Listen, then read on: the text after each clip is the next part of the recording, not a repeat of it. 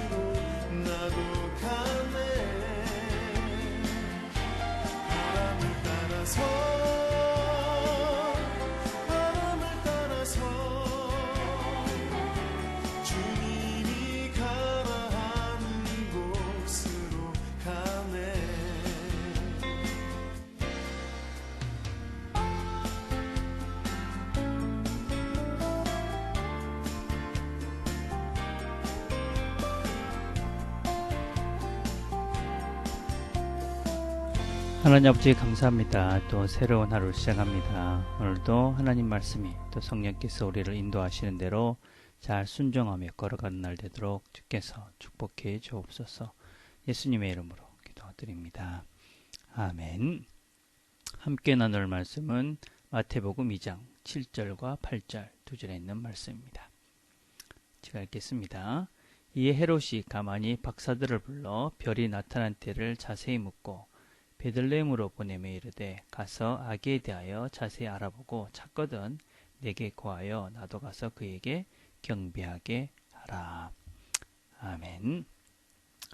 우리가 신약 성경을 읽다가 보면은 성경에는 헤롯이라는 이름이 아주 자주 많이 등장하는 것을 볼 수가 있습니다. 헤롯이라는 이름은 성경에 토탈 45번이 등장합니다.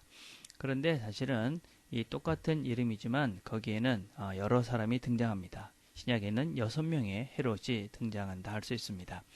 예수님이 탄생할 당시에 헤롯은 우리가 헤롯 대왕이다 그렇게 부릅니다. 그 위에 아들 3명 아갈레와 안디오, 빌립 이렇게 3명의 헤롯이 등장하고 그의 손자들이 사도행전에 가면 헤롯 에그리파와 헤롯 아그리파 2세가 그렇게 등장을 합니다. 그래서 토탈 6명이 등장하고 있고 우리가 지금 읽은 그 내용에는 헤롯 대왕이라고 보통 이야기를 합니다. 이 사람에게는 최소한 10명에서 13명의 아내가 있었다. 그렇게 이야기를 하고 그 사이에는 5명의 아들이 있었다고 이야기합니다. 그리고 성경에는 3명의 아들이 등장을 합니다. 헤롯 대왕은 유언장에서 세 아들에게 영토를 나눠줍니다. 그래서 사마리아 여인 말기다의 아들 아케벨로에게는 유다 지방을 유다 지방과 사마리아를, 둘째 아들 안디바에게는 갈릴리 지방을, 클레오파트의 아들 빌립에게는 갈릴리호수 북동쪽인 이드리와 드라고비 지방을 주어서 다스리게 했다라고 알고 있습니다. 우리가 알고 있는 헤롯의 죽음과 관계가 있고 예수님을 재판할 때 등장하는 헤롯은 헤롯 안디바라는 사람입니다. 예수님의 탄생과 관련됐던 이 헤롯은 대단히 잔혹한 그런 왕으로 알려져 있습니다. 이 사람은 순수 유대인이 아니었습니다. 에돔 사람이었습니다. 그래서 유대인이 아닌 사람이 유대인의 왕이 되었기 때문에 늘 자기의 왕권에 대해서 불안한 마음들을 감출 수가 없었습니다. 그래서 자기의 왕권에 조금이라도 위협이 된다고 생각하는 사람은 과감히 사람을 죽여버렸습니다. 대표적인 사람이 바로 자기의 왕권을 갖게 했던 아내 마리암, 그리고 마리암에서 태어난 두 아들을 다 죽였습니다. 그리고 나중에는 자기 왕권이 또 혹시나 위협이 당할까 싶어서 첫 번째 부인에서 난 아들 역시 자기가 처형을 합니다. 그리고 주변의 처남, 또 다른 아내들의 아들들, 그리고 수많은 사람들을 죽였습니다. 물론 우리가 성경에 나타난 그 아기들을 죽은 그 사람이기도 합니다. 헤롯은 나중에 최후가 되었을 때 몸이 썩어져가는 병에 걸려서 죽게 되어졌습니다. 근데 그때 자기가 죽을 때가 되자 자신이 죽고 난 다음에 아무도 슬퍼하지 않을 것이라고 생각을 해서 자기 여동생과 매제에게 유대인 지도자들을 다 감옥에 가뒀다가 자기가 죽으면 죽여버리라고 그렇게 유언을 합니다. 그러면 사람들이 다 슬퍼할 것이니까 그래서 자기의 죽음을 슬퍼하지 않겠느냐, 이런 생각으로 그런 일을 계획하기도 합니다. 그렇지만 이 일은 실현되지 못합니다. 다행히 헤롯이 죽고 난 다음에 그 잡혀갔던 유대인 지도자들은 다 석방이 됩니다. 오늘 읽은 본문은 사실은 헤롯이 박사들에게 거짓말을 말하는 것이지요. 왕이 태어났다 그렇게 이야기하니까 자기 왕권을 위협한다고 생각을 하고 거짓말로 다윗 박사들에게 나도 경배하러 갈 것이다 그렇게 이야기를 합니다. 그렇지만 박사들은 예수님께 경배를 하고 난 다음에 천사들이 헤롯에게 가지 마라 이렇게 이야기를 했기 때문에 박사들이 다른 곳으로 갑니다. 그것을 다 나중에 알게 된 헤롯은 그 베들레헴에서 태어났던 2살 아이 어린애들을 다 죽입니다. 그렇게 자기의 왕권에 조금이라도 위협이 되는 사람들은 가감없이 죽여버리고 그렇게 악한 짓을 하고 살았던 것이 헤롯입니다. 이것이 바로 그의 평상시의 일상의 행동이었습니다. 죽이고 죽고. 이 사람의 삶을 한번 생각해보면 권력의 노예가 돼서 수많은 원수를 만들었습니다. 늘 불안해서 죽이고 죽고 하는 인생을 살았습니다. 무엇이 진리인지, 무엇이 옳은 것인지 분별할 생각도 못했습니다. 심지어는 자기의 가장 가까운 가족들까지도 늘 의심하면서 또 두려운 마음으로 어떻게 하면 자기 왕권을 지키려는 그 생각 때문에 가까운 가족들까지도 다 죽여버리는 그런 안타까운 인생을 살았습니다. 자기 자신이 생각해도 자기의 삶이 안타깝고 한심했기 때문에 자신의 죽음이 온 민족의 기쁨이 될 것이다 라고 자기 스스로도 그렇게 생각하면서 살았던 한심한 인간, 그것이 바로 헤롯입니다. 가족도 친구도 하나님도 없이 오직 권력의 욕심만으로 일생을 마감한 불쌍한 한 인간의 모습을 우리는 볼 수 있습니다. 우리는 이 모습을 보면서 참 한심하다 생각을 합니다. 물론 우리는 이렇게 살지는 않을 것입니다. 그렇지만 우리도 어떤 때는 한 번씩 우리 욕망과 욕심 때문에 정말 주변의 중요한 것들을 보지 못하고 주변의 중요한 사람들을 보지 못하고 또 중요한 어떤 진실들을 보지 못하고 엉뚱한 결정과 엉뚱한 사람들의 마음을 아프게 할 때도 있지 않았나 생각을 합니다.